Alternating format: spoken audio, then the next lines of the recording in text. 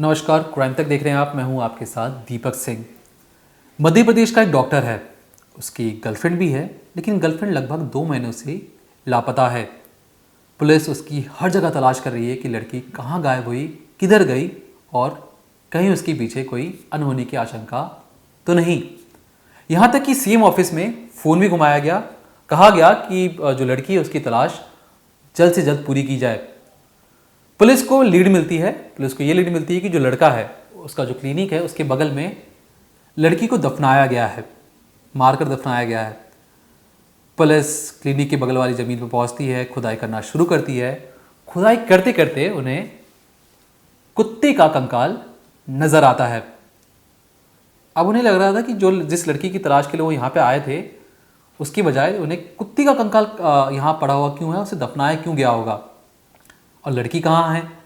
तो क्या डॉक्टर और लड़की के बीच में कोई संबंध ऐसे हैं जो पुलिस को अब तक समझ में नहीं आया, और लड़की अभी तक कहाँ गायब है। क्या थी वो मिस्ट्री और कुत्ते का कंकाल कैसे इस मिस्ट्री को उलझा रहा था और पुलिस ने कैसे एक सिरे को पकड़कर इस पूरे केस को सुलझाया, ये भी चलिए आज समझते हैं। आज की कहानी है मध्य प्रदेश की सतना की। सतना में डॉक्टर हैं, doctor Ashutosh Tripathi, dental surgeon है। इनकी खुद की क्लिनिक भी है। क्लिनिक में भीड़ रहती है, अच्छा खासा क्लिनिक चल रहा है। और ये जहाँ रहते हैं ठीक उसके बगल में, ज़्यादा नहीं 2-3 घर छोड़कर ही, राम नरेश केवट का घर है, जहाँ पर उनकी बेटी है। 4 बेटियाँ हैं, जिसमें से दूसरी बेटी यानी भानु LLB की पढ़ाई करती है और बतौर एज ए रिसेप्शनिस्ट डॉक्टर साहब के यहाँ पर काम भी करती है। आपने डॉक्टर के बारे में समझ लिया। अब बात करते हैं भानु के बारे में। भानु के अगर फैमिली बैकग्राउंड की बारे में बात करें तो भानु की जो पिता हैं राम नरेश केवट, उनकी माता जी हैं रुक्मिना केवट। राम नरेश फर्नीचर की दुकान में काम करते हैं। 4 बेटियां हैं, दूसरे नंबर पर भानु आती है। लेकिन पढ़ाई में होशियार तो पहले से थी भानु, क्योंकि LLB की पढ़ाई भी कर रही है और उसके बाद चारों बच्चों में सबसे ज़्यादा होशियार भी है। भानु को लगा कि परिवार की फाइनेंशियल कंडीशन बहुत अच्छी नहीं है, तो उसे पढ़ाई करते करते नौकरी की तलाश करना शुरू करना पड़ेगा, ताकि पैसे की दिक्कत घर पर ना हो। इसलिए उसने नौकरी तलाश करना शुरू किया।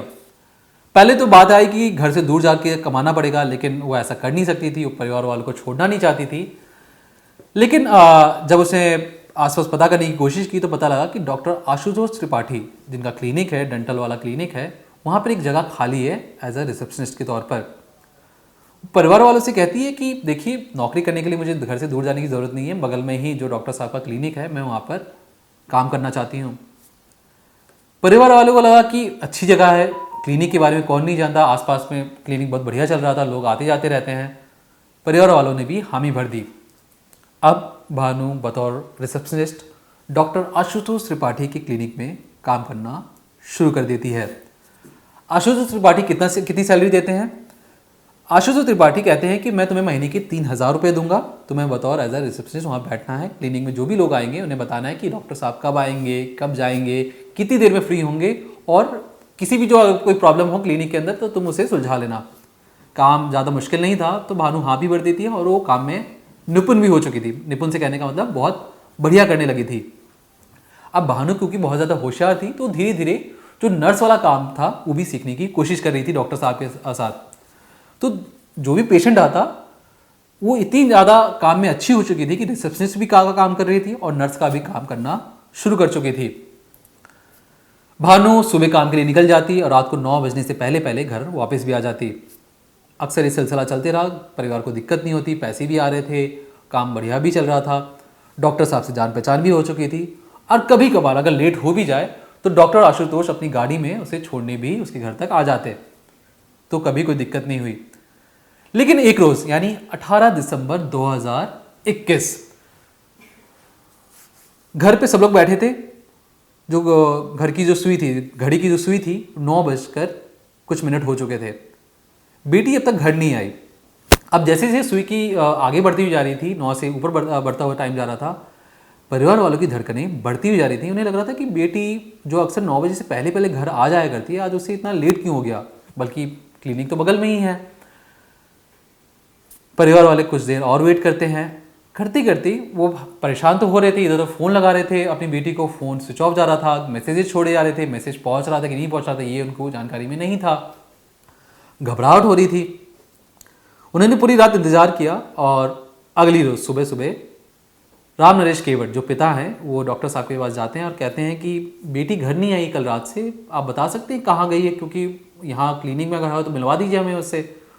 डॉक्टर साहब यानी आशुतोष त्रिपाठी कहते हैं, अरे कहते हैं, जो उनकी लाइन है ध्यान से सुनिएगा, वो कहते हैं कि आपकी बेटी को मैंने नई नौकरी दिलवा दी है, बेटी बहुत ज़्यादा होशियार है, पढ़ी लिखी है, बहुत ज़्यादा टैलेंटेड है और वहाँ पे उसे अच्छी तरक्की भी मिलेगी, इसलिए मैंने उसका ट्रांसफ़र करवा दिया गया है।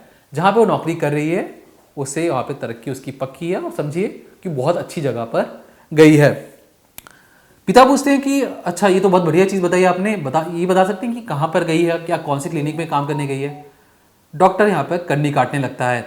डॉक्टर बताता है कि सब कुछ बताएंगे, धैर्य रखिए, लेकिन इतनी भी जल्दी क्या है, अभी आप खुशी मनाइए कि आपकी बेटी की तरक्की हो चुकी है, ज़्यादा पैसे कमाने लगी है, अभी आप घर जाइए, हर चीज़ आपको बाद में बता दी जाएगी। पिता घर आ जाते हैं, डॉक्टर क्योंकि डॉक्टर जानने वाला था तो सबको लगता है डॉक्टर साहब झूठ तो बोलेंगे नहीं और सच में हो सकता है कि जो बेटी है भानु वो किसी और जगह चली गई है। अब इधर बहन माँ कई बार फ़ोन ट्राई कर रहे थे कि बेटी को किसी तरीके का फ़ोन लग जाए, लेकिन फ़ोन लग नहीं रहा था, फ़ोन लगातार स्विच ऑफ जा रहा था। अब इस चीज़ की खबर आशुतोष को शायद लग चुकी थी। आशुतोष घर पर आता है, कहता है कि मुझे आपकी बेटी भानु ने भेजा है, कहा है कि उसका फ़ोन ख़राब हो चुका है, आप उसे एक दूसरा फ़ोन दे दें ताकि वो आपसे कांटेक्ट कर सके। अब परिवार वाले जो कई दिनों से या कई घंटों से उसे फ़ोन लगाने की कोशिश कर रहे थे, फ़ोन लग तो नहीं रहा था, उन्हें डॉक्टर की बातों पर विश्वास हो गया, उन्हें लगा कि हो सकता है सच में फ़ोन ख़राब हो गया हो, तो घर से उसे एक डॉक्टर साहब को एक फ़ोन दे दिया जाता है। डॉक्टर ये कहते हुए जाता है कि आपकी बेटी बहुत अच्छी जगह गई है, मानिए बहुत तरक्की करेगी। ये कहते हुए घर से निकल जाता है फ़ोन लेकर। अब फ़ोन लेकर चला गया। अब परिवार वालों को लगा कि फ़ोन तो चला गया, हो सकता है रात तक फ़ोन भी आ जाए। फ़ोन उस रात नहीं आता है, लेकिन लगातार मैसेज आ रहे थे भानु की जो बहन है उसके पास कि तुमने खाना खा लिया, तुम ठीक हो ना, तुम अच्छे से ध्यान रखना, पापा मम्मी का ध्यान रखना। तो जो भानु की जो बड़ी बहन थी ये सब चीज़ें अपने माता पिता को बताती है कि देखो बहन ने मैसेज किया है, वो कह रही है कि आप सबने खाना खा लिया, उसने खाना खा लिया, वो ठीक है और अच्छी जगह पे वो नौकरी कर रही है। अब लेकिन जब उसकी बहन पूछती कि तुम बताओ कि तुम कहाँ पे नौकरी कर रही हो, तो अभी भी जो भानु के जो फ़ोन से जो मैसेज ये नहीं आ रहा था कि वो कहाँ पर है। अब डॉक्टर साहब क्या करते हैं, वो एक चालाकी और चलते हैं, वो कहते हैं कि जितने पिता माँ और बहन को एक साथ अपने ऑफिस बुलाते हैं, कहते हैं कि चलिए मैं आपको बताता हूँ कि बेटी क्या काम कर रही है। तीनों को बैठाते हैं, तीनों से बातचीत करते हैं, बहुत ज़्यादा तारीफ़ करते हैं कि देखिए आपकी बेटी बहुत तरक्की कर रही है, कोई दिक्कत की बात नहीं है। लेकिन अभी भी आशुतोष ठिकाना नहीं बता रहा था किस लोकेशन पर उसने उसे भेजा है। बार बार पूछने पर भी वो ये कहता कि आपकी बेटी ने मुझे मना किया है, कहा है कि पहले एक बार पैसे कमा ले, अच्छी तरक्की कर ले, उसके बाद वो आपके पास खुद आकर कहेगी कि वो कहाँ काम कर रही है और किस जगह किस पोस्ट पर है।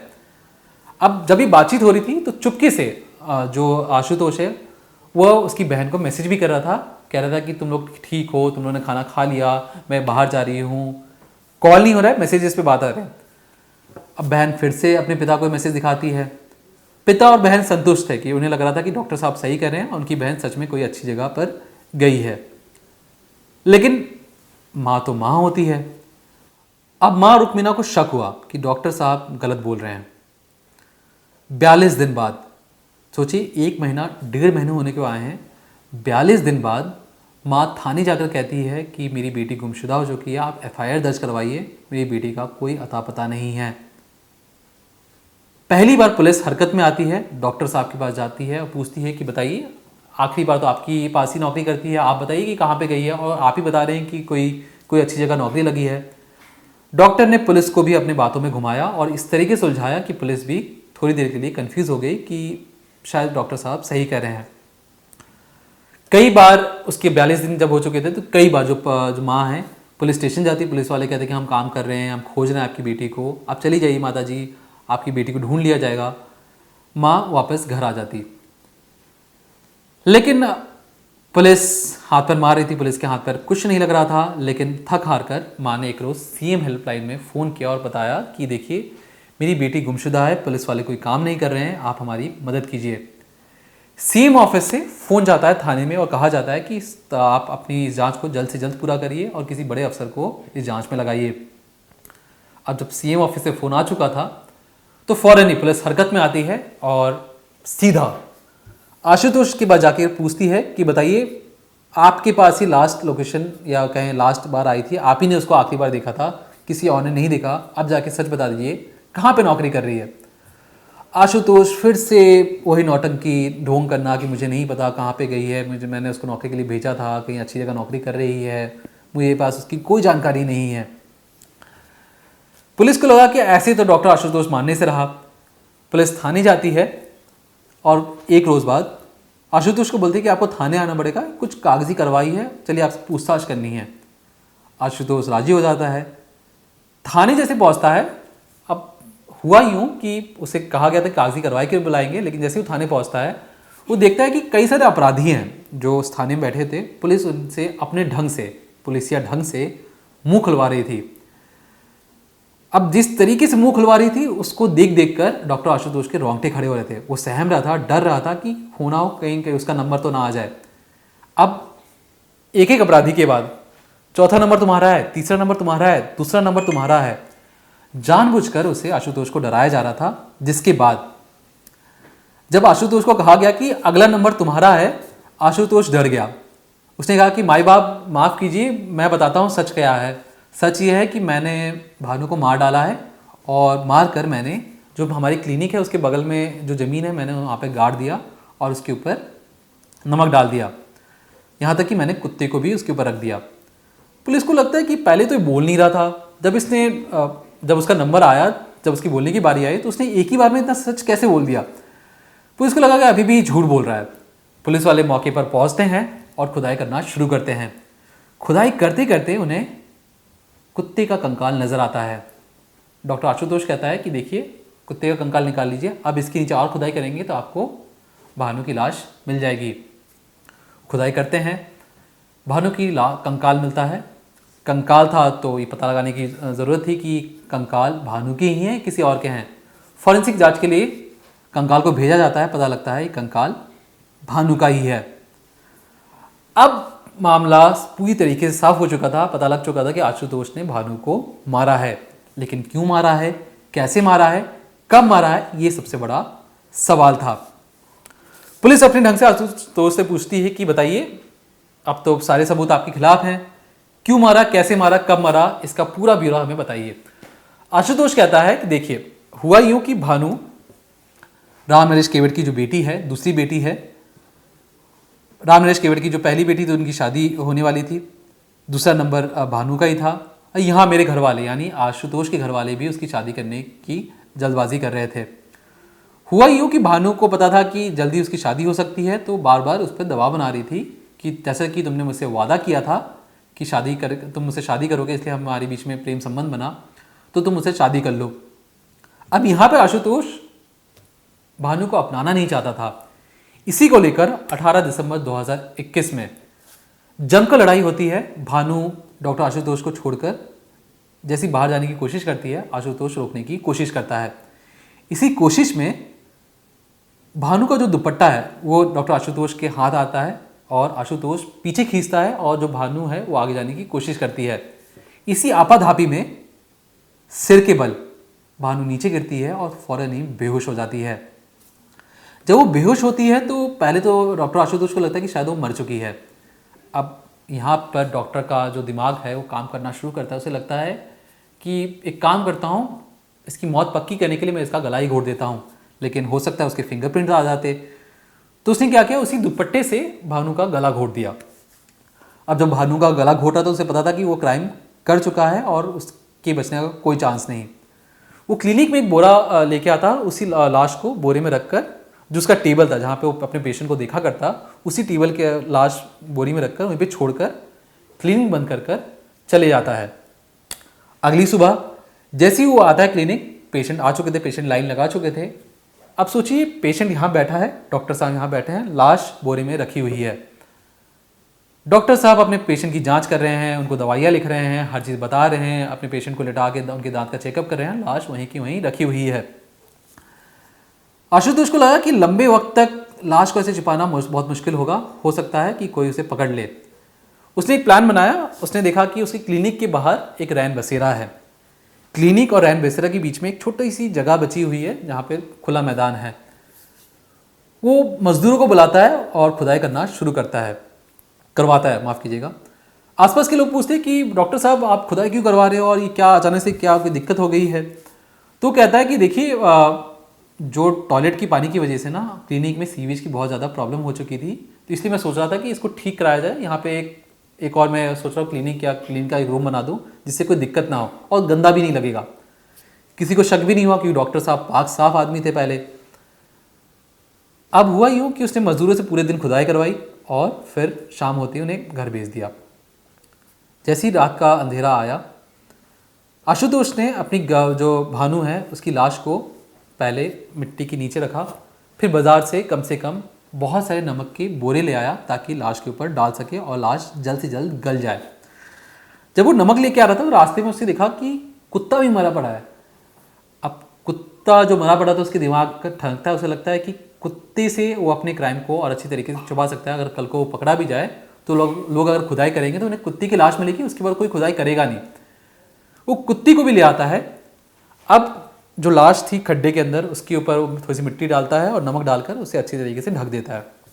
उसके ऊपर वो क्या करता है, कुत्ते को रखता है और उसके ऊपर सारी मिट्टी एक के बाद एक डाल देता है, इस उम्मीद में कि कभी भी वो अगर पकड़ा जाए तो लोग खुदाई करेंगे तो उन्हें कुत्ते की कंकाल मिलेगा, कुत्ते की लाश मिलेगी जिससे उस पर किसी का शक नहीं जाएगा। अब ये बात तो हो गई, लेकिन ये बात उसने जुर्म तो अपना कबूल कर लिया। अब पुलिस के पास दिक्कत थी कि इस बात को कैसे कोर्ट में जाकर प्रूफ करे कि ये हत्या इसी ने की है। अब जहाँ से लाश मिली थी भानु की, वहाँ पर वो दुपट्टा भी मिला। उस दुपट्टा और जो फ़ोन जो लेके गया था ये और डॉक्टर आशुतोष परिवार वालों से, उस फ़ोन की लोकेशन और डॉक्टर आशुतोष की फ़ोन की लोकेशन एक ही जगह मिली। तो टोटल फ़ोन की लोकेशन, दोनों की फ़ोन की लोकेशन एक जगह मिलना, उस दुपट्टे को आधार बनाकर और इसी एक सिरे को पकड़कर पुलिस ने पूरा मामला सुलझाया। और कोर्ट में जब ये मामला गया तो हाल फिलहाल में इस चीज़ को डॉक्टर आशुतोष को उम्र कैद की सज़ा मुकर्रर की गई। बहरहाल लेकिन जो परिवार वाले जो माँ थी जिसकी वजह से ये मामला सुलझ पाया, माँ का कहना था कि उनको उम्मीद थी कि डॉक्टर साहब को फांसी होगी, लेकिन उम्र कैद की सज़ा से फिलहाल वो खुश है। तो जिस तरीके से डॉक्टर ने अपनी गर्लफ्रेंड का गला घोटा, उसे छिपाने की भरसक कोशिश की, लेकिन वो कानून की नज़रों से बच नहीं पाया। ये कहीं ना कहीं दिखाता है कि जो क्रिमिनल है कितने भी शातिर हों वो ज़रूर पकड़े जाएंगे।